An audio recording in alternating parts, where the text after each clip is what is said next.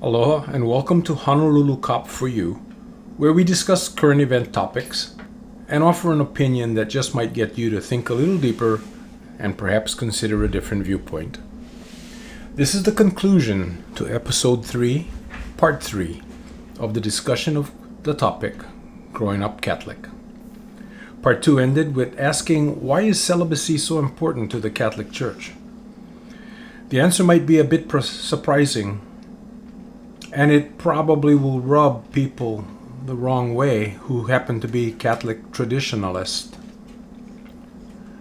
There is a real-life central figure that plays a huge role in this issue. Mary Magdalene. Now listen, historians have proven that Mary Magdalene was tight with Jesus. Maybe a little more than tight. Historians have suggested, in fact, that Jesus and Mary Magdalene were husband and wife.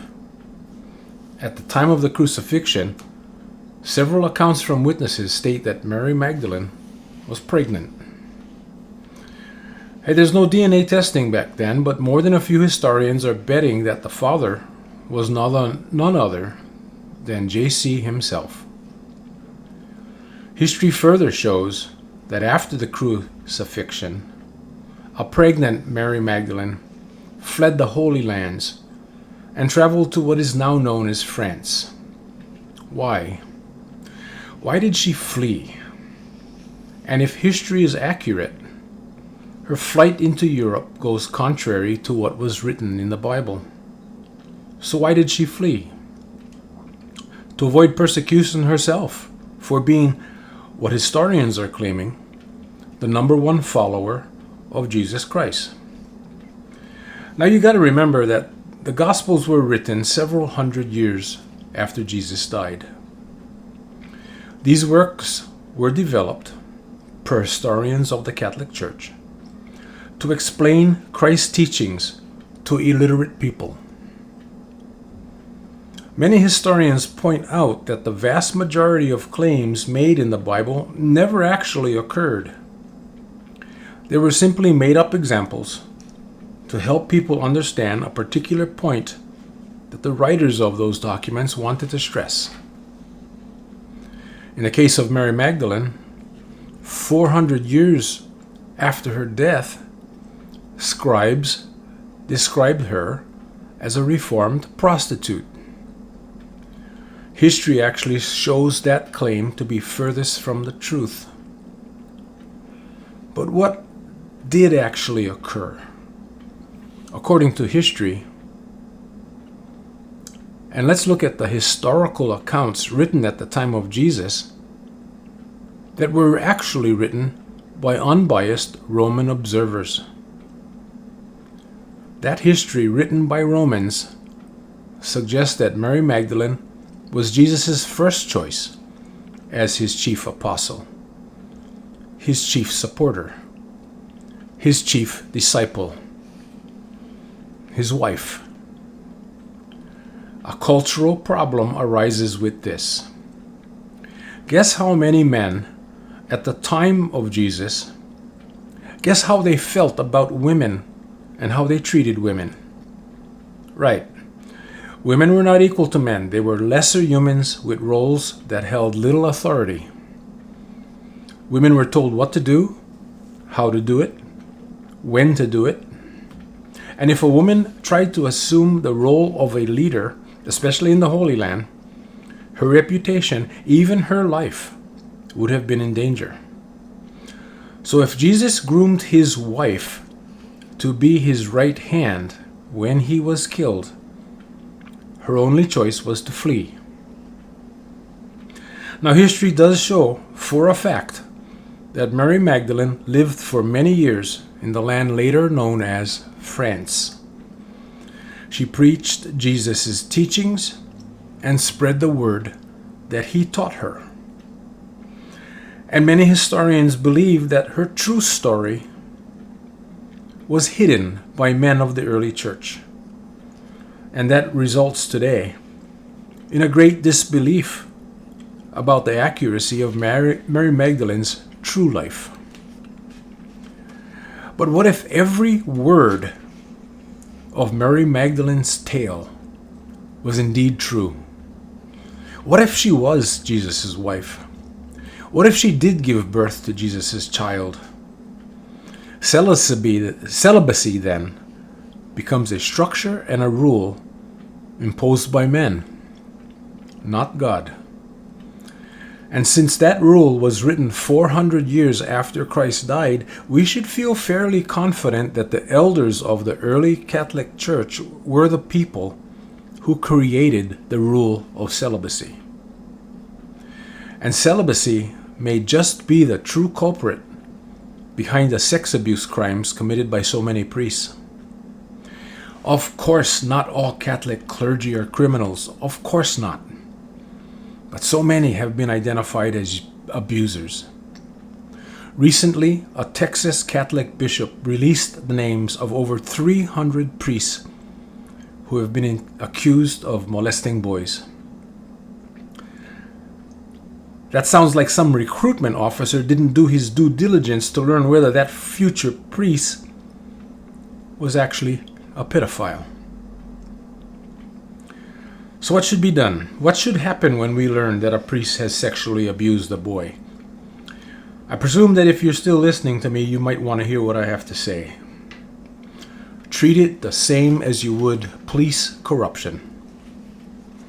Start with the criminal charge. Upon conviction, impose mandatory prison terms. Long prison terms.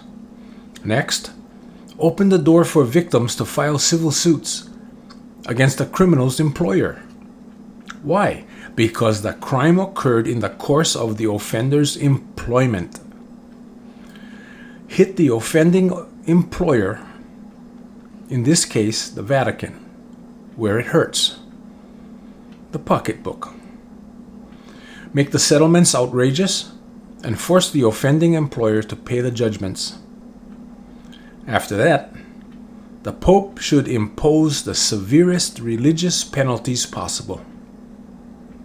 Defrock the priest immediately upon conviction and excommunicate him. So what then is excommunication? It means that the excommunicated person cannot receive cannot receive sacraments, must face accountability for his crimes and sins, and conduct penance equal to that of the sin. So then, is hell an automatic punishment for an excommunicated person? The Church says no. The Church believes that only God can send someone to hell. In fact, the Church says that the goal of excommunication is reconciliation of the sinner to the Church, not eternal damnation. All right. I have spouted my beliefs that have formed throughout my life. But as with everything in the world, there are exceptions. Aha, you say you knew this was coming. I completely recognized that the Catholic Church is a man-imagined and man-developed institution. And once you add man's touch to something, you get errors, poor decisions, poor behavior, and sometimes even deliberate evil. The truth is, the Church has evolved from those medieval days of torture and the old images of a gruff and harsh God. Today, clergy do preach a loving God similar to that of a shepherd who loves his flock of goats. And in case you think I'm completely without a soul, here's what I believe today. I do believe in a higher, intelligent authority of the universe, although I will not presume to specifically name or describe such a deity. It would better serve my beliefs to refer to this God as a higher being, a higher intelligence, a universal spirit, if you will. I believe that the science of astronomy fits very nicely with the religious belief of a divine creation. After all, not even science can tell us what happened before the Big Bang, or what actually caused that infinitely small singularity to go pop. What I don't believe in is the literal word of the Bible. For example, the universe, the earth, animals, and man were all created in the space of a single week. The space of a single week. But I was married briefly, and thank God it was brief, to a Southern Baptist who did believe in the literal word of the Bible. Can you say conflict? All man can do is develop mathematical theories that suggest that gravity created a singularity which eventually exploded due to something. Science has not yet identified exactly why that singularity decided to explode when it did into what we call the Big Bang, and what existed before the Big Bang. Something had to exist, otherwise all that matter would not have coalesced into the infinitely small singularity. Could all of this be the result of that input, that direction, that involvement of a higher being, a higher force, a higher intelligence, lighting the fuse to that firecracker we call singularity? And since my early education that God was harsh, I do believe today that this entity, this God, is not mean, is not dangerous. Bad things happen to mankind because of the actions of mankind, not because of the actions of a universal God. And when we talk about science and religion, there are so many people who hold that Homo sapiens is the only intelligent group of beings in the universe. If a person is so narrow-minded that he cannot accept the reality that God would be God of all the universe and all sentient beings in the universe, you might as well believe that everything, every star, every planet, every living thing was created in the course of a single week. This would be a great time to admit I have committed my share of stupid things, things that I regret having ever done. But being human means doing those stupid things, and regretting those stupid things, and hoping others learn from the stupid things that you've done. There's nothing wrong with being Catholic these days. Pope Francis is a good leader and a compassionate man who seeks betterment of mankind, and most priests truly do work to ease the suffering and help people.